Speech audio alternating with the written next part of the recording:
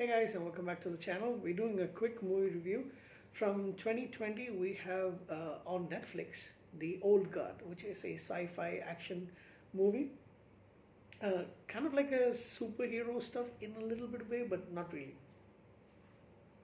So The Old Guard, like I mentioned, is a 2020 movie directed by Gina Prince. Uh, Got to butcher the name, Gina Prince Bythewood, and written by Greg Rucka, based on a comic book of the same name. I think that's written by Greg Rucka as well.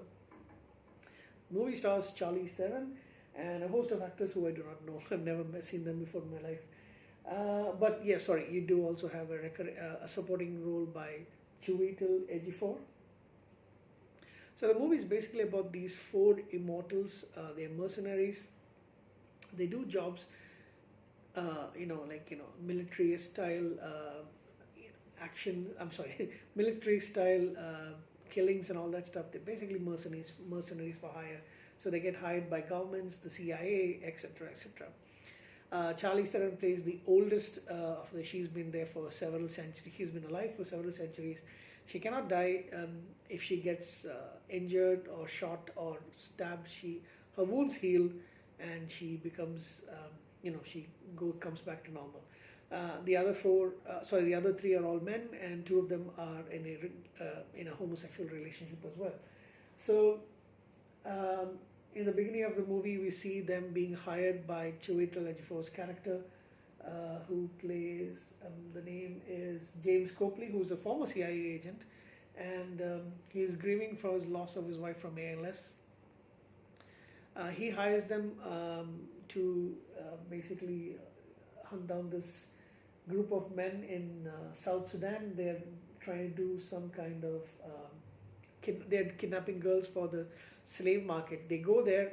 They try to confront the soldiers, but realize they're in an ambush, and they're all shot dead. However, the soldiers don't really know. Those people don't know that these guys can actually regenerate, and they regenerate and then kill all these soldiers. Much to Copley's surprise.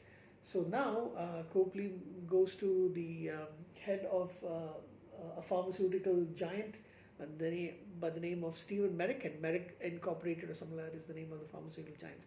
So they want to use these, they want to do tests on these mercenaries to see whether this, regeneration of wounds and all that stuff and immortality can be shared to the rest of humanity. Of course, they plan to do it for their own gain. Although Copley does have some good intentions. Basically, he is really still emotional from the death of his wife.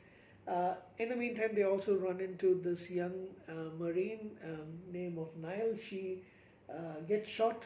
She gets stabbed. Her throat is slit rather, while she's in an incursion in Afghanistan, and then she heals pretty quickly. Even though her fellow soldiers thought she was dead, she is now looked down as something horrible or something to be scared of. And then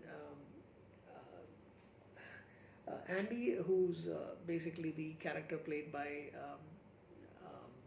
I'm lost at a loss for words, guys.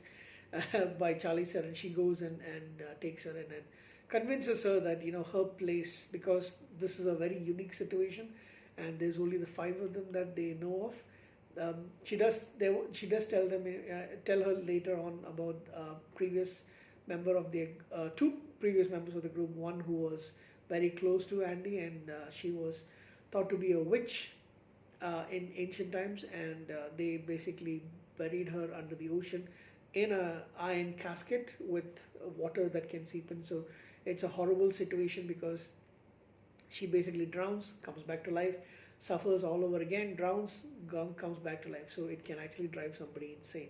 They don't really know where she is, otherwise they would have they tried to see where they can rescue her, but they have no clue where she is. And then another one who male immortal who died. So apparently you can, even though they have these regeneration powers, it eventually will run out. So the more that they get injured or killed or mortally wounded, it eventually, the cycle will end at one particular point, and they don't know when that's going to happen. So towards the end of this, they're captured done test on, um, and it's of course up to them to actually try and escape. So they do. Yeah, that's all I'm going to talk about this particular movies. A lot of good action sequences, a lot of fight scenes, um, done pretty well, and I think Charlize Theron does a really good job. I mean, it's Charlize Theron.